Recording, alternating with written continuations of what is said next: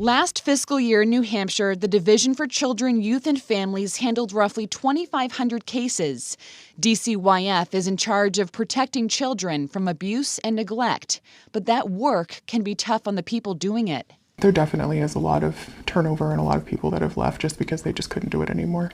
This woman, who doesn't want to be identified, was a DCYF social worker from 2007 to 2009, spending about 60 to 90 days with each family. It was a really long 2 years of just feeling like you were climbing up a hill that was never going to get, you're never going to get to the top.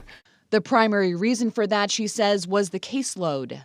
You cannot sustain a caseload of, 30, 40, 50, whatever, for a long period of time. You can't expect that your workers are going to do that. Depending on the kind of work being done, the national average caseload can vary. But a New Hampshire Department of Health and Human Services spokesperson says the national average is roughly 12 per employee. In addition to being understaffed, the former worker says there was a lack of support by management.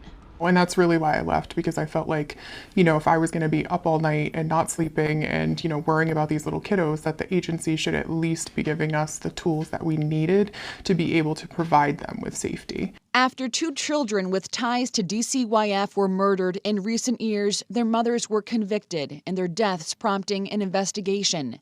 An independent reviewer determined the division is in fact severely understaffed and recommends increasing the number of social workers, improving the training for those workers, increasing the number of supervisors, and enforcing a strict 60-day policy for completing assessments.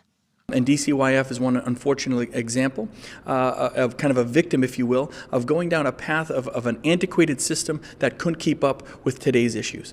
Earlier this year, just days before she was set to retire, Governor Chris Sununu put DCYF Director Lorraine Bartlett on administrative leave after learning more than 1,500 cases were closed over a 2-day period in February 2016. I think management as a whole is part of the problem over there. And again, we just have to re-look at it. I think a lot of people have passion and understanding for what they're trying to achieve.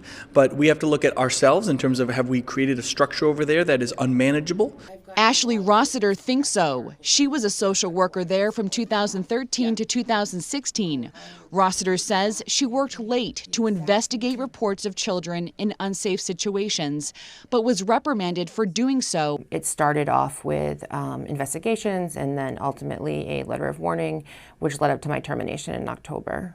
Rossiter is now suing the state, claiming she was discriminated against for putting in extra time in order to help.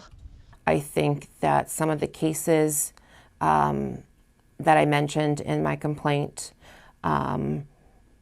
needed to be brought to light so that these things don't keep happening, so that there's not another death in New Hampshire that could have been prevented by DCYF. Rossiter also believes the division should examine prior reports for similar incidents, especially when they repeatedly happen within a family. The governor says getting DCYF turned around is a priority.